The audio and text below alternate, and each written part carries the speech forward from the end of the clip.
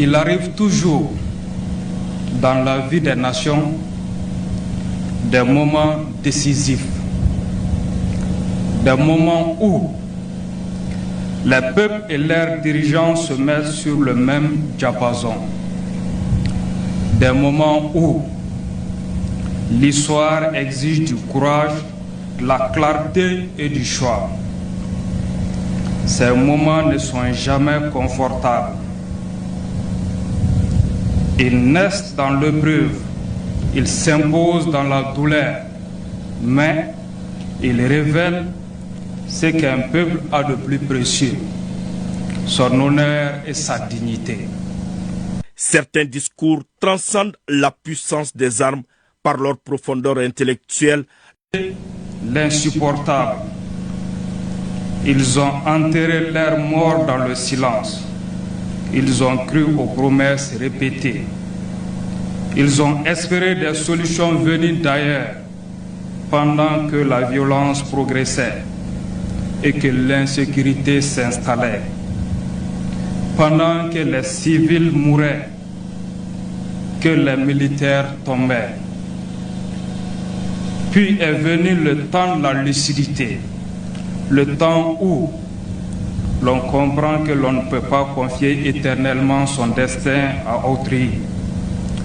Le temps où l'on réalise que la paix ne se sous-traite pas, que la sécurité ne se délègue pas et que la souveraineté ne se mendie jamais.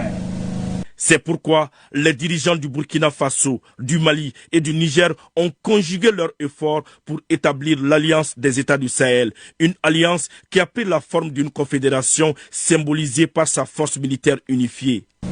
Excellence, Monsieur le Président de la Transition, chef de l'État, chef suprême des armées, président de la Confédération AES, cet étendard que vous remettez à la force unifiée de l'AES représente une mémoire, une volonté, un engagement irréversible.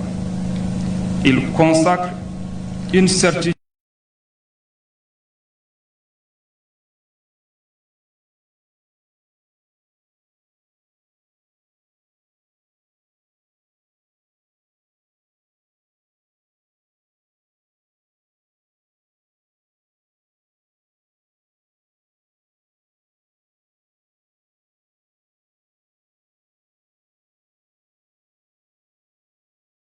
Je veux rendre un hommage solennel.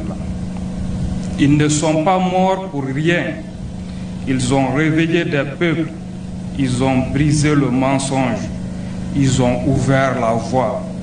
Le terrorisme dans la région sahélienne s'apparente à une hydre. Lorsqu'une menace est neutralisée, une autre émerge sous une forme différente.